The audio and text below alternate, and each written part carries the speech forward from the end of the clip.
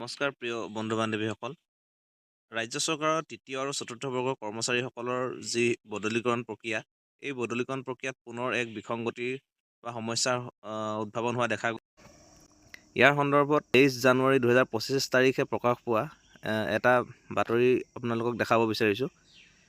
ৰাজ্য চৰকাৰৰ তৃতীয় আৰু চতুৰ্থ বৰ্গৰ কৰ্মচাৰীৰ পাৰস্পৰিক বদলি প্ৰক্ৰিয়া আৰম্ভ কৰিবলৈ গৈ থমকিবলগীয়া হৈছে চৰকাৰ।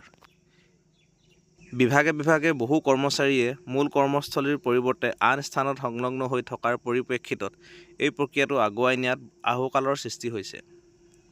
পৰিস্থিতি ইমানেই জটিল হৈ পৰিছে যে বিষয়টোত স্বয়ং মুখ্য সচিবে হস্তক্ষেপ কৰি তৎকালীনভাৱে সকলো সংলগ্ন কৰ্মচাৰীক মূল কৰ্মস্থলীলৈ যোৱাৰ ব্যৱস্থা কৰিবলৈ নিৰ্দেশ দিবলগীয়া হৈছে।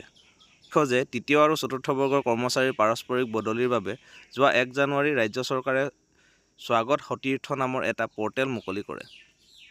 গতিকে বন্ধু বান্ধৱীসকল, আপোনালোকে জানিব পাৰিছে যে তৃতীয় আৰু চতুৰ্থ বৰ্গৰ যি কৰ্মচাৰী আছিলে তেখেতলোকৰ বদলীকৰণ, পাৰস্পৰিক বদলীকৰণ অৰ্থাৎ যিটো মিউচুৱেল ট্ৰান্সফাৰ আছিলে, এই ক্ষেত্ৰত অকণমান সমস্যাৰ সৃষ্টি হ'বলগীয়া হৈছে। যিহেতু আমাৰ বিভিন্ন কৰ্মচাৰী আছিলে যিসকলক মানে নিজৰ কৰ্মস্থলীৰ পৰা বেলেগ কৰ্মস্থলীত এটেচমেণ্টত তাতে নিয়োগ কৰি থোৱা হৈছিলে। গতিকে এই এটেচমেণ্ট প্ৰক্ৰিয়াটো আগৰ যিটো এটেচমেণ্ট প্ৰক্ৰিয়া আছিলে, এই এটেচমেণ্ট প্ৰক্ৰিয়াটো তাৎক্ষণিকভাৱে বাতিল কৰিবলৈ আমাৰ ৰাজ্য চৰকাৰৰ ফালৰ পৰা এটা নিৰ্দেশ দিয়া হৈছে আৰু তেখেতলোকক আগৰ পুনৰ নিজৰ কৰ্মস্থলীলৈ যাবলৈ নিৰ্দেশ দিয়া হৈছে। যিহেতু তেতিয়াহে এই বদলীকৰণ প্ৰক্ৰিয়াটো সম্পূৰ্ণৰূপে আপোনাৰ ৰূপায়ণ কৰিব পাৰিব, নহ'লে এই ক্ষেত্ৰত আকৌ পুনৰ সমস্যাৰ সৃষ্টি হ'ব।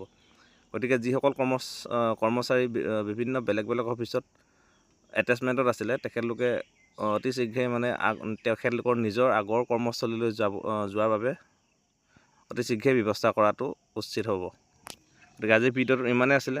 ভিডিঅ'টো যদি ভাল লাগিলে অনুগ্ৰহ কৰি মোৰ ভিডিঅ'টো লাইক কৰিব আৰু চেনেলটো ছাবস্ক্ৰাইব কৰি দিব। ধন্যবাদ।